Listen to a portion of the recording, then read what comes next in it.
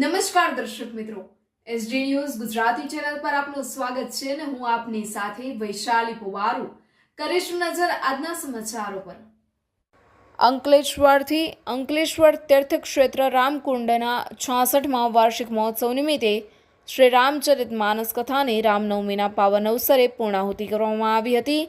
રામકુંડના મહંત ગંગાદાસ બાપુના માર્ગદર્શન હેઠળ ચૈત્ર માસ નિમિત્તે કથાનું આયોજન કરવામાં આવ્યું હતું। રામકુંડ ખાતે બપોરના 12ના ટકોરે પ્રભુ શ્રી રામના જન્મોત્સવની ઉજવણી કરવામાં આવી હતી અને ભક્તોએ પ્રભુ શ્રી રામને પારણે ઝુલાવ્યા હતા।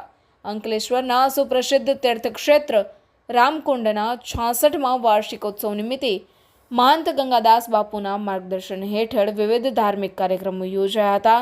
આ અંતર્ગત શ્રી રામચરિતમાનસ કથાનું પણ આયોજન કરવામાં આવ્યું હતું, જેમાં બાળ સંત પ્રિયાંશુજી મહારાજ રામકથાનું અમૃતમય વાણીમાં રસપાન કરાવી રહ્યા હતા। આજ રોજ રામનવમીના પાવન અવસરે કથાની પૂર્ણાહુતિ કરવામાં આવી હતી। તે દરમિયાન રામકુંડમાં રામજી મંદિર ખાતે પ્રભુ શ્રી રામના જન્મોત્સવની ઉજવણી કરવામાં આવી હતી।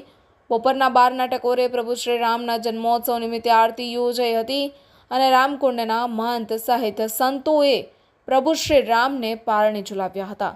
સાથે ભાવિક ભક્તોએ મર્યાદા પુરુષોત્તમ પ્રભુ શ્રી રામના દર્શન કરી પારણે ઝુલાવી ધન્યતા અનુભવી હતી।